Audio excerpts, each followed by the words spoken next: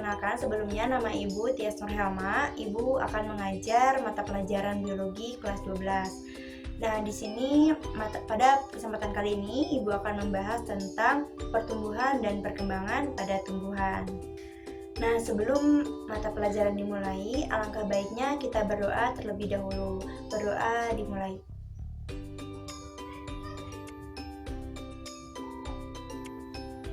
Berdoa selesai. Dan untuk absen nanti Ibu sudah siapkan Google Form untuk kalian isi, nanti Ibu share di grup ya. Nah, sebelumnya Ibu akan memaparkan tujuan dari pembelajaran kali ini, yaitu yang pertama untuk menganalisis konsep pertumbuhan dan perkembangan pada tumbuhan, kemudian menerapkan konsep pertumbuhan dan perkembangan pada tumbuhan dalam kehidupan sehari-hari, kemudian yang ketiga menyajikan hasil pengamatan dari pertumbuhan dan perkembangan pada tumbuhan.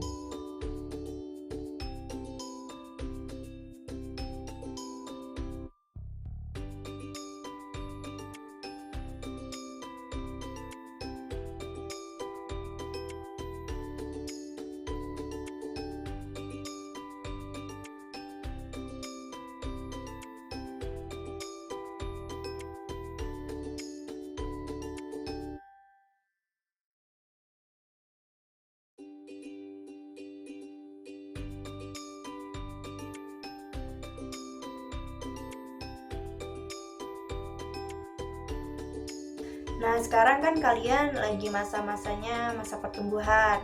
Nah, kalian sebelumnya tahu nggak pertumbuhan itu apa, perkembangan itu apa, perbedaan di antara keduanya, ataukah kalian menganggap itu pertumbuhan dan perkembangan itu sama? Ayo, langsung aja ya, Ibu akan bahas pertumbuhan terlebih dahulu. Pertumbuhan adalah bertambahnya volume sel, massa sel, dan jumlah sel yang bersifat irreversibel. Ibu, apa sih irreversibel tuh? Irreversibel adalah sifat yang tidak dapat kembali ke semula. Misalkan kamu tingginya tadinya 140, terus besok-besoknya jadi 138 atau bahkan 135, nggak mungkin kan? Nah, itu yang disebut dengan irreversibel.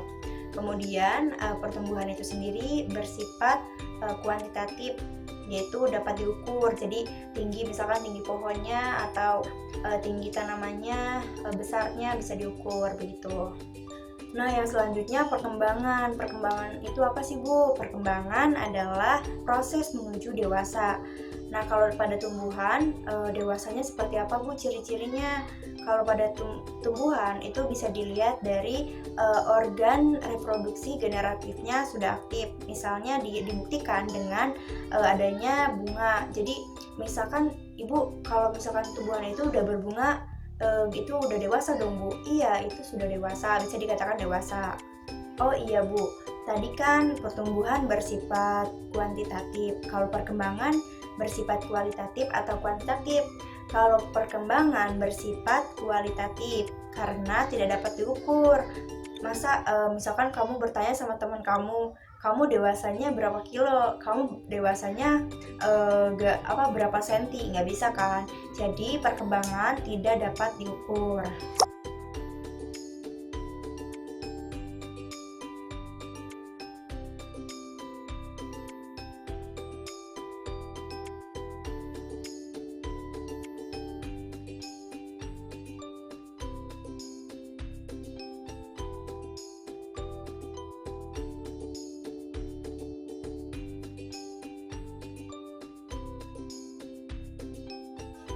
Nah, untuk kapan terjadinya perkembangan dan pertumbuhan itu? Perkembangan dan pertumbuhan itu terjadi secara beriringan.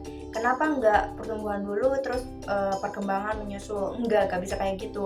Kalau misalkan pertumbuhan dulu nanti perkembangan menyusul, itu otomatis tumbuhan itu akan mati. Loh, kenapa, Bu? Karena tumbuhan itu akan bisa tumbuh apabila ada perubahan fungsi sel, ada perubahan jaringan sel dan bentuk sel itu sendiri.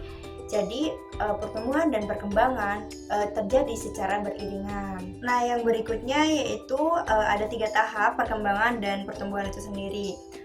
Yang pertama yaitu pembelahan sel, yang di awalnya dari zigot, kemudian melakukan mitosis berkali-kali sampai terbentuknya embrional.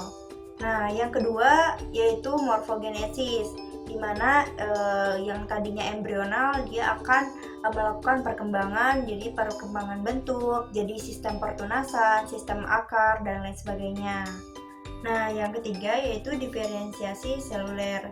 Jadi ada perubahan fungsi, ada perubahan bentuk dari sistem pertunasan, sistem akar, dan lain sebagainya, akan membentuk jaringan-jaringan yang bermacam-macam yang nantinya akan digunakan saat dewasa. Nah, mungkin cukup sekian dari pemaparan kali ini. Nanti Ibu akan cek pemahaman kalian melalui kuis. Nanti Ibu akan sediakan kuisnya. Kemudian nanti kerjakan dan diserahkan melalui Google Classroom. Jadi kesimpulan dari pertemuan kali ini yaitu pertumbuhan adalah pertambahan jumlah sel, massa sel, kemudian volume sel yang bersifat irreversibel dan dapat diukur. Kemudian perkembangan adalah proses menuju dewasa yang diikuti perubahan fungsi dan bentuk sel itu sendiri.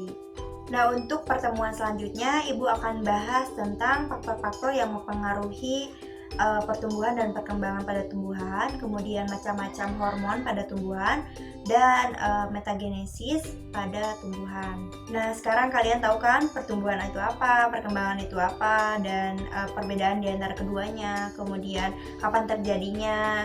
Nanti Ibu akan evaluasi di akhir untuk kalian bisa mengerjakan kuis tentang pertumbuhan dan perkembangan pada tumbuhan. Dan untuk menutup pembelajaran kali ini, alangkah baiknya kita mengucapkan hamdalah bersama-sama. Alhamdulillahirabbil alamin.